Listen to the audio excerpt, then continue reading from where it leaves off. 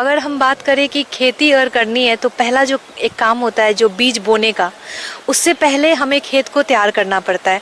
और खेत को तैयार करने के लिए हमारे पास बहुत सारे यंत्र होते हैं, कर्षण यंत्र जिसको बोलते हैं। और खेती में जुताई का महत्व बहुत ज़्यादा होता है, क्योंकि अगर बीज सैया तैयार करना होता है तो हमें खेतों को पल्वराइज करना होता है, उसमें उसको भुरभुरा बनाना होता है। बीज बोएं तो वो अच्छे से जर्मिनेट हो जाए, वो अंकुरित हो जाए।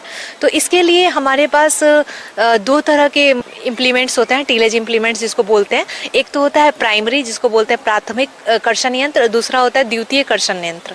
तो प्राथमिक कर्षण यंत्र जो होते हैं उसमें जैसे आप मान लीजिए जितने भी प्लाऊ होते हैं, जिसके पीछे नाम प्लाऊ लगा रहता, उसको हम बोलते हैं प्राथमिक कर्षण यंत्र।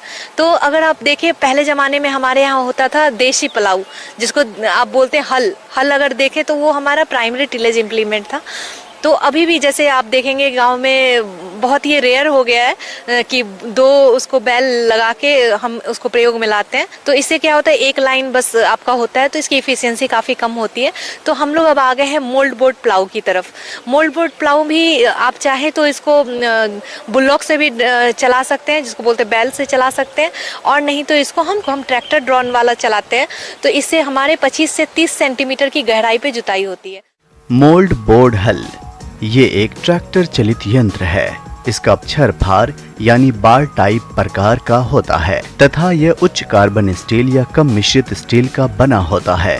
इसकी जुताई की गहराई का नियंत्रण हाइड्रोलिक लीवर से या ट्रैक्टर की 3 पॉइंट लिंकेज से करते हैं। इस हल से सख्त मिट्टी को भी आसानी से तोड़ा जा सकता है। इसका प्रयोग हरी खादों को मिट्टी में मिलाने के काम में भी होता है, लेकिन ये उसको उतने अच्छे से मिलाता नहीं है, मिक्सिंग नहीं करता है, ये बस कट करता है। तो इसलिए मोल्ड बोर्ड प्लाऊ को हम उतना प्रेफर नहीं करते हैं। लेकिन अगर मिट्टी हल्की है तो आप इसको लेके चला सकते हैं। तो ये होता है एक मोल्ड बोर्ड प्लाऊ। दूसरा एक होता है डिस्क प्लाऊ। डिस्क प्लाऊ में आप देखेंगे कि इसकी जो डायमीटर होती है, व्याज होती है, वो आपकी होती है 60 सेंटीमीटर की। और इसमें आप देखेंगे एक्सल पे आपके बहुत सारे तवे नुमा स्ट्रक्चर, जिसको बोल सकते हैं तवा नुमा स्ट्रक्चर होता है, और ये मिट्टी को स्लाइस की तरह काटता जाता है और आपकी मिट्टी को ये मिलाता जाता है। डिस्क प्लाऊ प्राथमिक भूमि तैयार करने वाला 3 पॉइंट लीकेज इम्प्लीमेंट है। यह मिट्टी खुदाई के लिए प्रयोग किया जाता है। कुछ डिस्क प्लाऊ में 2 से 4 बॉटम होते हैं। इसको खुदाई की गहराई और दिशा के अनुसार व्यवस्थित किया जा सकता है। तो इसकी जो ब्याज होती है थोड़ी ज़्यादा होती है, 60 सेंटीमीटर। तो इसका जो एफिशिएंसी होता है थोड़ा ज़्यादा होता है डिस्क प्लाऊ का। उसके बाद हमारा होता है का सबसॉइल प्लाऊ। सबसॉइल प्लाऊ होता है क्या, आप देखेंगे लोगों को कि बहुत सारा रोटावेटर चला के उन्होंने हार्ड पैन तैयार किया है, क्योंकि हार्ड पैन तैयार होने से हमारे मिट्टी के नीचे पानी का संग्रह नहीं हो पाता है। मतलब पानी जो है वो एक लेयर 40-45 सेंटीमीटर के नीचे वो जाता ही नहीं है, क्योंकि हमारी हार्ड पैन तैयार हो जाती है। तो हम लोगों को बोलते हैं कि सबसॉइल चलाएं। ट्रैक्टर चलित सबसॉइलर हल। इस हल में एक हरीस होता है जो उच्च कार्बन स्टील का बना होता है। हरीस ऊपर एवं नीचे निकले हुए किनारों को दृढ़ता प्रदान करता है। एक खोखला स्टील का एडॉप्टर होता है जो हरीस के नीचे भाग में लगा होता है और फार को मदद करता है। इस यंत्र का फार उच्च कार्बन स्टील का बना होता है। यंत्र की गहराई ट्रैक्टर की हाइड्रोलिक प्रणाली द्वारा नियंत्रित की जाती है। हल का प्रयोग गहरी जुताई के लिए किया जाता है, जिससे मिट्टी की जल धारण करने की क्षमता बढ़ जाती है।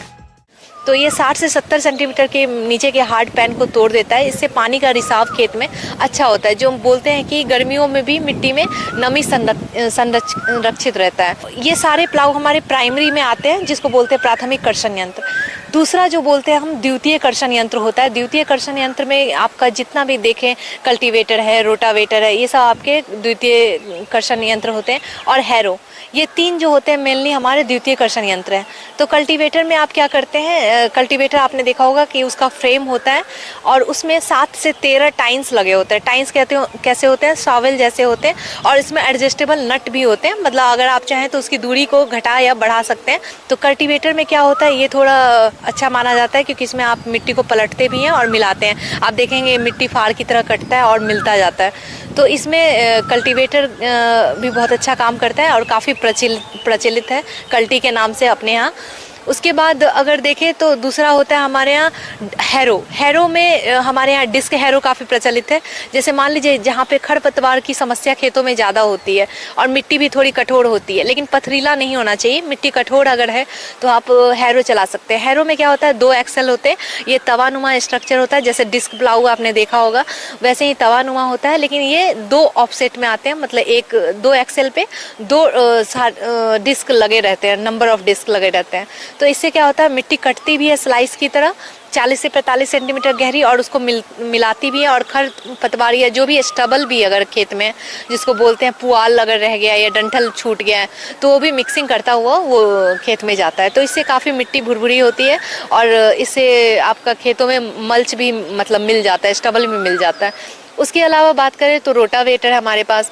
रोटावेटर में क्या होता है कि मिट्टी भुरभुरी भी होती है और वो साथ साथ वो प्राइमरी और सेकेंडरी टिलेज दोनों ही साथ में अच्छे से करती है। लेकिन रोटावेटर हम ज़्यादा रिकमेंड नहीं करते क्योंकि हार्ड पैन बहुत जल्दी तैयार होता है रोटावेटर में। इस प्रकार इसके उपयोग से उपज में 30% तक की वृद्धि हो सकती है। मिट्टी में सुधार होता है, मिट्टी की जलधारण क्षमता बढ़ती है, खेत की कठोर परत टूट जाती है। इससे मिट्टी को पौधों की जड़ों के विकास के अनुकूल बनाने में मदद मिलती है। मिट्टी के नीचे छुपे हानिकारक कीट, उनके अंडे, प्यूपा आदि मिट्टी की ऊपरी सतह में आ जाते हैं, जो सूर्य के सीधे संपर्क में आने से नष्ट हो जाते हैं। तो ये भी एक बहुत अच्छी विधि है, लेकिन हमें जो भी अगर टिलेज इम्प्लीमेंट चलाना है तो हमें ये ध्यान रखना होता है कि खेतों में कंकड़ पत्थर जैसे बड़े बड़े बोल्डर्स हैं, पत्थर है, ये सब नहीं होना चाहिए खेत में। अगर है तो आप इसको परिष्करण कर लें, उसके बाद आप अपने टिलेज इम्प्लीमेंट को चलाएं। दूसरी बात ये होती है कि अगर आप किसी भी प्रकार से कोई भी मशीन अगर प्रयोग में लाते हैं तो उसका रख रखाव बहुत ही ज़रूरी है। आप इसको अगर गीली मिट्टी अगर लगी है तो इसको आप हटाएं, इसको सुखाएं, हटाने के बाद इसको ग्रीसिंग करें, जहाँ जहाँ नट बोल्ट्स हैं वहाँ पे बियरिंग है उसको आप ग्रीसिंग करें, तो आप इसका लाभ उठा सकते हैं और ये काफ़ी बढ़िया